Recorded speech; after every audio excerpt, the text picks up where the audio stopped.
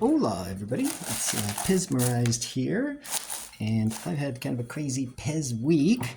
I had somebody reach out to me unsolicited from south of the border, and they were asking me if I'd be interested in buying some Pez they found at, I guess, a flea market or something, some old made in Mexico Pez.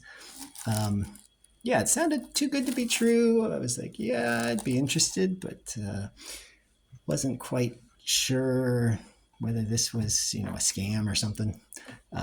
Anyway, I've got the box here. I'm just starting to open it up. I want to show my address, but all right, so let's see what's in this box. So I think I kind of know what's in here, but hopefully it's really what I bought. So the first item is going to be, Pluto. He's a standard, let's see. Yep, there he is. Hecho and Mexico Pluto. Yeah, and I've got one of these in the collection already, but I thought this one looked like it might be in a little bit better condition than the one I've got.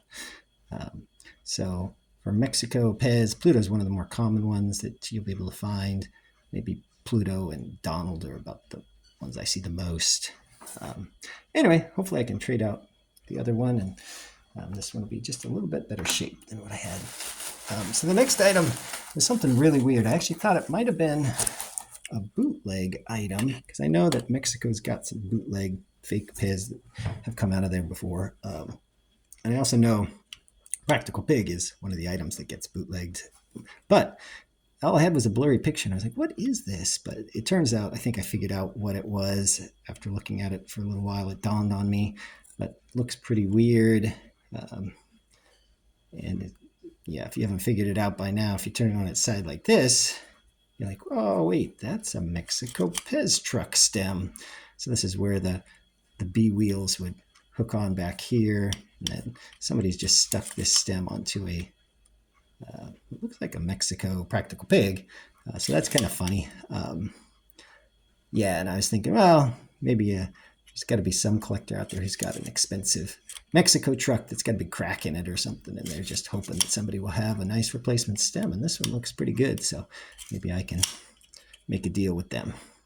Or I don't know, maybe I'll keep it. It's kind of a funny item to have in your collection anyway, but maybe I'll keep it for a while. But not a bootleg. Interesting. Yeah, Mexico trucks, they don't have no made in country on them, so they're just going to look like this, and they've got sort of this weird triangle lines on the side, but yeah, so that's what you're looking for.